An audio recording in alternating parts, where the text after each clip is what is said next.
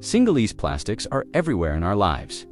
They wrap our food, hold our drinks, and carry our groceries. Yet every year, over 400 million tons of plastic are produced globally, and nearly half of that is designed to be thrown away after one use.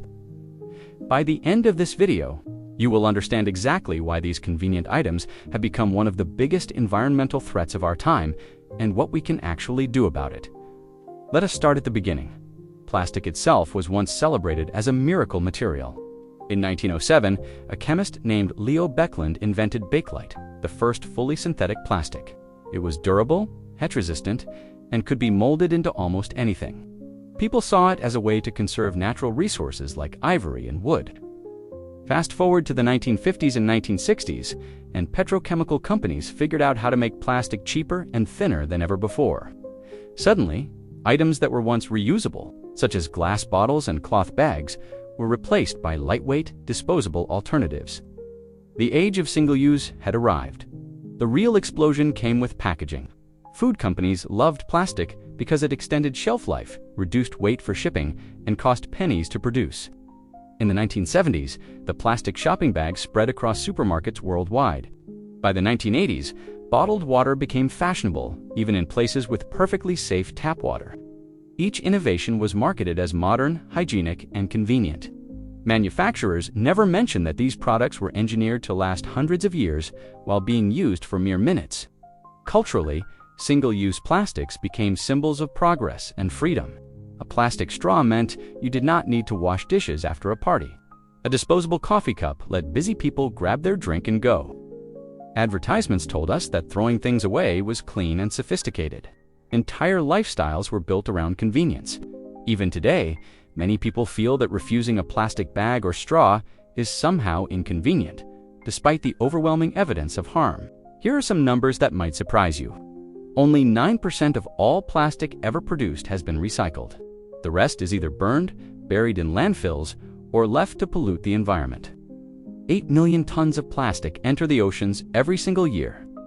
That is equivalent to one garbage truck dumping plastic into the sea every minute. Scientists have found plastic particles in Antarctic ice, on the deepest ocean floor, and inside the bodies of 90% of seabirds. Microplastics, tiny fragments smaller than 5 millimeters, now contaminate drinking water, salt, beer, and even the air we breathe. Wildlife suffers in visible and heartbreaking ways. Turtles mistake floating plastic bags for jellyfish. Whales wash up dead with stomachs full of bottles and packaging. Over 1 million marine animals die each year from plastic entanglement or ingestion. On land, livestock eat plastic waste dumped in fields, and the particles enter the human food chain through meat and milk. The problem is not just about large visible items.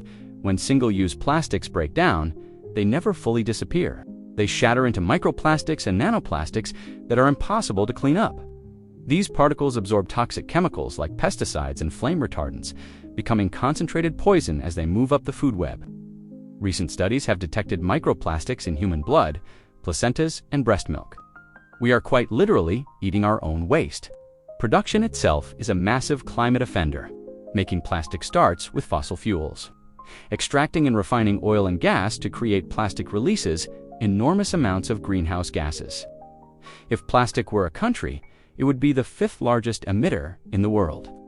By 2050, plastic production could account for 20% of global oil consumption. The same material we use for a few seconds is accelerating the climate crisis for generations. Recycling, often presented as the solution, has failed spectacularly for single-use items. Most thin plastics, such as bags, wrappers, and straws, are not economically recyclable. Many so-called recyclable items end up in landfills anyway because facilities cannot process them. Wealthy countries have shipped their plastic waste to poorer nations for decades, claiming it would be recycled. In reality, much of it was burned or dumped. When countries like China and Malaysia finally refused these shipments, the myth of recycling collapsed into clear view. There is hope, but only if we act decisively. Cities and countries around the world have banned plastic bags, straws, and styrofoam with measurable success. Reusable alternatives are cheaper in the long run and widely available. Major companies have committed to reducing virgin plastic, though many timelines stretch decades into the future. The most powerful change happens when individuals refuse single-use items and demand better options from businesses and governments.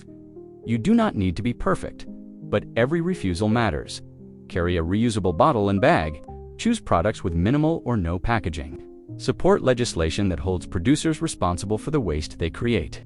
The power to shift an entire system begins with millions of small choices that add up to an unstoppable wave.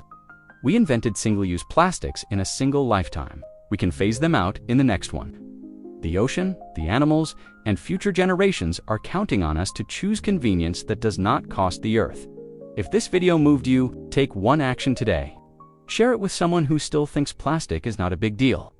Hit the like button and subscribe to Objectified so we can keep exploring the hidden stories behind everyday things. Drop a comment telling me which single-use plastic you will refuse, starting now. Together, we can make throwaway culture a thing of the past. Thank you for watching. See you in the next one.